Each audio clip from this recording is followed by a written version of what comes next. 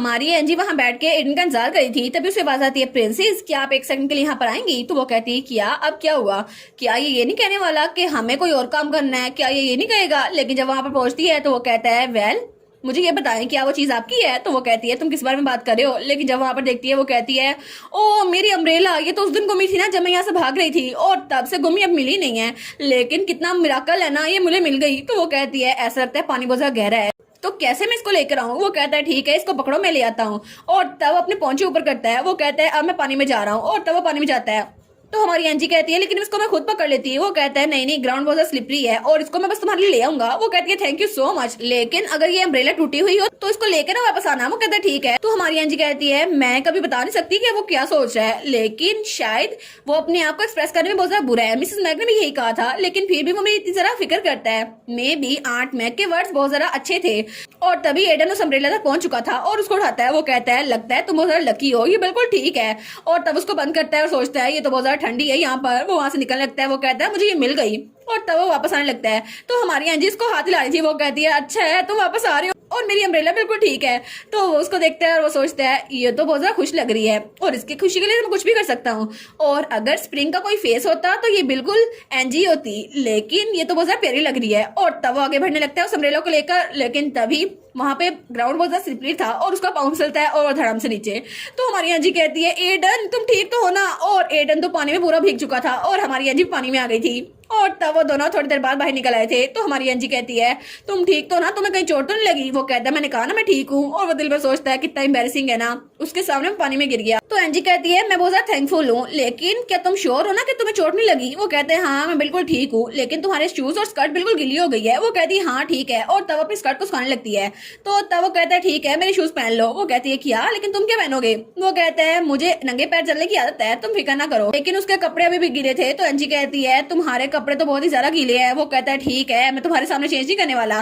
वो कहती है मैंने ऐसा कब कहा? एंजी कहती है ठीक है मैं मुंह पीछे कर रही हूँ, अपनी आंखें बंद कर रही हूँ, तो जल्दी से अपनी शर्ट से सारा पानी निचोड़ लो। वो कहता है अच्छा ठीक है। और तब वो मुंह पीछे करता है और जब अपनी शर्ट निकालता है तो उसकी बॉडी पे बहुत ज्यादा चोटों के निशान थे, बहुत ज्यादा जख्म जो उसको वार में लगे थे। और वो सोचता है मैं मिस एंजी को ये नहीं दिखा सकता, लेकिन तब वो कहता है बस काम हो गया। तो एंजी कहती है बस हो भी गया इतनी जल्दी? वो कहती है ये तो बहुत ज्यादा जल्दी किया तुमने। लेकिन जब उसको देखती है तो उसने सारी टोकरियां भी उठा ली थी और उसकी सैंडल्स भी उठा ली थी। तो हमारी एंजी कहती है मेरी सैंडल्स उठाने की जरूरत नहीं है। वो कहता है चलो यहाँ से चलते हैं। और तब हमारी एंजी ने उसके शूज पहने हुए थे और वो दोनों आगे पीछे चल रहे थे। और तभी एडन रुकता है तो एंजी भी वहां पर रुक जाती है। तो तब एंजी उसने वो बेरीज धो ली थी और तब एक बेरी निकालती है और उसको कहती है क्या तुम्हें चाहिए? तो वो कहता है क्या? तो तब अपना मुंह आगे करता है। वो कहता है हाँ मुझे दे दो। तो तब उसको टेस्ट करता है। वो कहती है डिलीशियस है ना?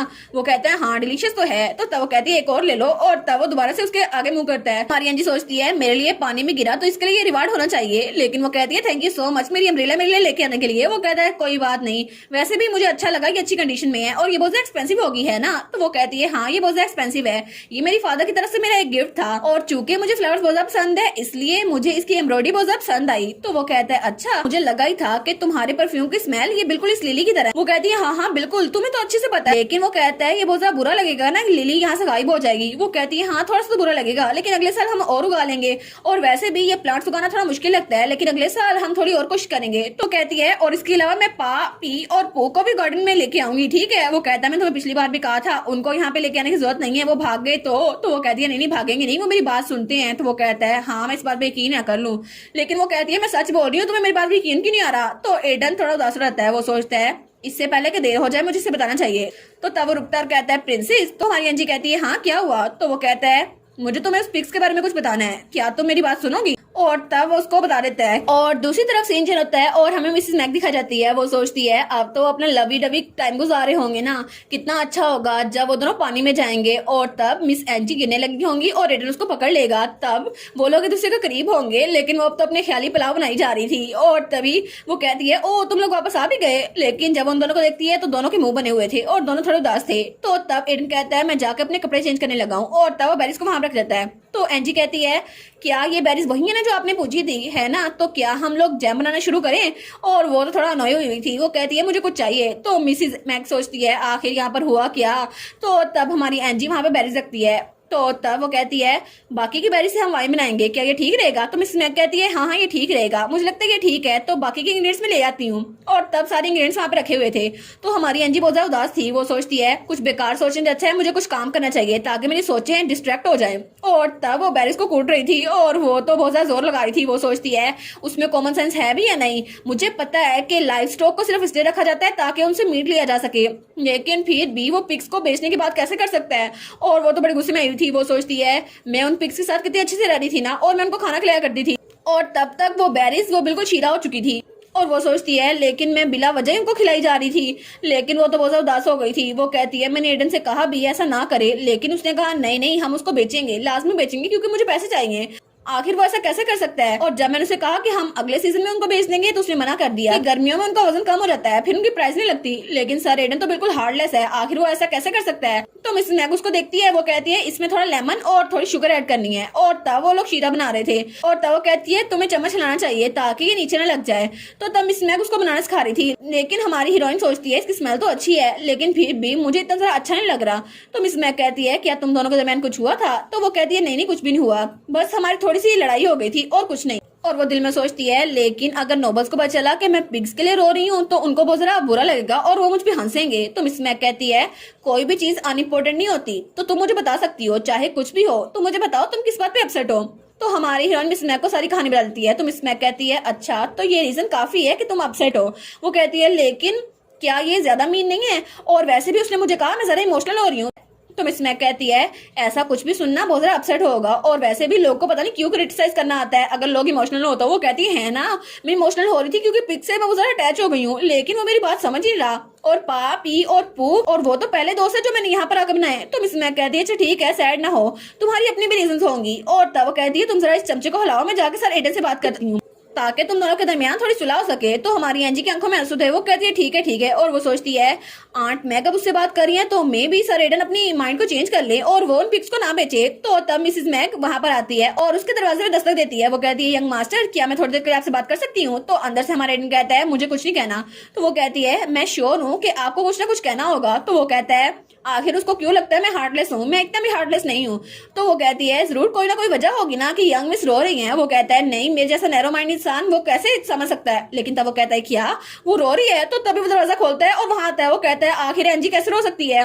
मैंने ऐसा क्या कह दिया वो रो रही है? तो मिसेस मैक कहती है देखा मैंने झूठ बोला था, वो इतना भी नहीं रो रही, लेकिन ऑफ कोर्स तुम्हें इसकी फिक्र है ना, इसलिए तुम्हें फिक्र हो रही है कि वो रो क्यों रही है। तो वो कहता है ओ माय गॉड मुझे सच में लगा था कि वो रोना शुरू हो गई है, लेकिन क्या ये कुछ ज्यादा नहीं है कि पिग्स की वजह से वो रो रही है? तो वो कहती है तुम्हें लगता है वो पिग्स की वजह से रो रही है, लेकिन वो उसके दोस्त थे, तुम्हें उसकी बात समझनी चाहिए। तो वो कहता है हाँ मैं समझता हूँ, लेकिन फिर भी उसको पता नहीं चाहिए कि हम इससे पैसे कमाएंगे और इसके अलावा कुछ नहीं, वरना हमारे घर का खर्चा कैसे चलेगा।